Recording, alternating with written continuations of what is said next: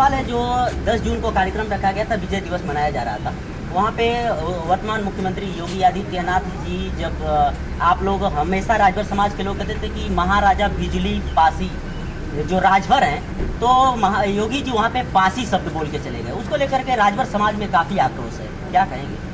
देखिए, स्वाभाविक तौर पर है, उन्होंने अपने संबोधन में बोला कि स्क्रिप्ट लिखी गई थी और जिन अधिकारियों ने लिखा था बोलने के बाद, क्योंकि अब जो एट ए टाइम हो रहा है तो वो तो चल ही रहा था कंटिन्यू, लेकिन जैसे उन्होंने बोला तो मेरी आपत्ति सबसे पहले थी। और उनके स्पीच को जिन अधिकारियों ने लिखा था, कार्यक्रम खत्म होने के बाद हमने माननीय मुख्यमंत्री जी के ऑफिस में पता करा यह स्क्रिप्ट किसने लिखा था, तो पता भी चला, उनको मिला भी, क्योंकि उनको इतिहास का कुछ ज्ञान भी नहीं था।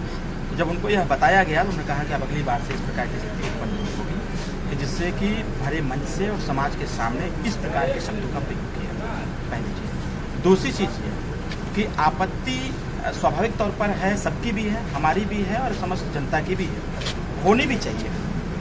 जब तक होगी नहीं तब तक हम उसके निचोड़ तक पहुंच नहीं सकते। महाराजा सुहेलदेव राजभर जी हों या फिर जितने भी देश में 165 राजा, 185 राजा राजभर समाज के लोग थे, देखा जाए तो बृहद स्तर पर महाराजा सुहेलदेव राजभर जी की ही चर्चा लोग करते हैं। अभी कुछ दिन पहले जब हम मुख्यमंत्री जी से मिले थे तो हमने कहा उनसे कि अभी हम महाराजा सुहेलदेव राजभर पर काम कर रहे हैं, लेकिन बहराइच में जो 10 जून का कार्यक्रम है वहाँ एक आप घोषणा जरूर करिएगा कि महाराजा सुहेलदेव राजभर जी के नाम से एक लाइब्रेरी और एक संग्रहालय बने, जिसमें राजभर समाज के 185 राजाओं की मूर्ति उसमें लगे और सबके इतिहास को भी उस पर लिखा जाए कि यह कब कब राजपाट चलाए, कब इनकी मृत्यु हुई और कितने लोगों से इन्होंने युद्ध किया, लड़ाई लड़ी और देश के लिए इनका समर्पण की भावना के साथ साथ क्या इनका योगदान रहा।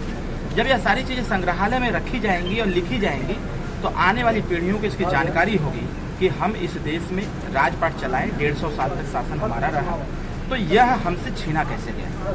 तो समाज को जानना चाहिए और अभी जो काम चल रहा है, समाज जिस हिसाब से खड़ा है और उसकी एकता को देखते हुए अब शासन हो, चाहे सरकार हो और चाहे प्रशासन हो, वह यह स्वीकारता देने लगे हैं कि महाराजा सुहेलदेव राजभर जी के साथ साथ 185 राजाओं का योगदान अहम रहा है देश को संरक्षित करने में, देश की संस्कृति सभ्यता को पुनः स्थापित करने में और देश में पुनः हिंदुत्व को स्थापित करने में इन सब का योगदान रहा है। तो अभी आने वाले समयों में बहुत सारे काम हैं। विपक्ष आग में घी डालने का काम कर रहा है और जबकि विपक्ष भी अगर देखा जाए तो जब तक सत्ता शासन सरकार उनकी रही, कभी भी महाराजा सुहेलदेव राजभर जी को लेकर के कोई चर्चा नहीं। चर्चा छोड़िए, आज होड़ पड़ी हुई है कि सुहेलदेव राजभर जी के हाथ में हम सोने की तलवार देंगे तो हम 40 फीट नहीं 140 फीट की मूर्ति लगवाएंगे। उन लोगों को इस बात का ज्ञान जरूर होना चाहिए कि सबसे पहले आप राजा सुहेलदेव राजभर जी के इतिहास हो, इसके बाद राजा सुहेलदेव अगर राजभर थे, राजभर हैं और राजभर ही रहेंगे। अगर ऐसा है तो जो विपक्ष के नेता हैं वो महाराजा सुहेलदेव राजभर को राजभर लिखना चालू करें। तीसरी चीज कि सत्ता और सरकार को हमेशा जो आईना दिखाने का काम करता है वो विपक्ष करता है। सत्ता में बैठे हुए लोग उस सत्ता में बैठे हैं, वो अपने सरकार का गुणगान करते हैं। तो विपक्ष इस पे टिप्पणी करे, राजा सुहेलदेव राजभर जी के इतिहास को पढ़ करके सरकार पर आरोप लगावे। मैं कह रहा हूँ आरोप लगावे, सरकार उसका स्पष्टीकरण दे कि महाराजा सुहेलदेव राजभर थे कि नहीं थे, वो तो ये तय करेंगे। लेकिन हमारा जो इतिहास बताता है महाराजा सुहेलदेव राजभर थे, हैं और आगे भी रहेंगे। तमाम तरह के षड्यंत्र रचे जा रहे हैं, लेकिन हर चीज़ का पर्दाफाश हमारी जनता भी कर रही है, हमारी लीडरशिप भी कर रही है।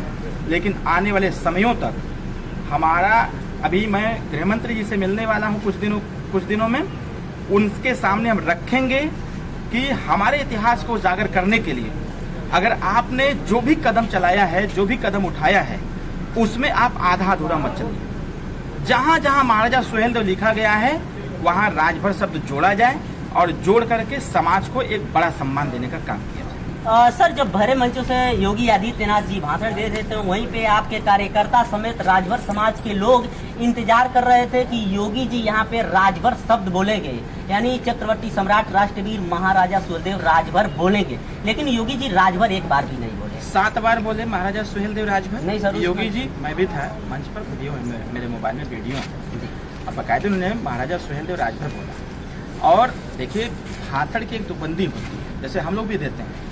क्या है, हम लोगों के दिमाग में हमेशा रहता है कि बोलना चाहिए, लेकिन जो भाषण देने वाले लोग होते हैं, अब जैसे किसी से कहेंगे, जैसे हम जय सुहेलदेव बोलते हैं, अब जय सुहेलदेव राजभर तो नहीं बोल पाएंगे। अब हमें बोलना है महाराजा सुहेलदेव अमर रहे, तो हम लोग उसको लगाते हैं महाराजा सुहेलदेव राजभर अमर रहे। आपने मन से देखा होगा कि एक गायक ने पासी शब्द जोड़ दिया और तुरंत पूरी जनता आक्रामक हो गई। फिर जो वहाँ कमिश्नर साहब थे उनसे मैंने माइक छीन करके फिर मैंने उसको कंट्रोल किया। गायक बंधु को कहा कि ऐसे शब्दों का दोबारा प्रयोग मत करिएगा।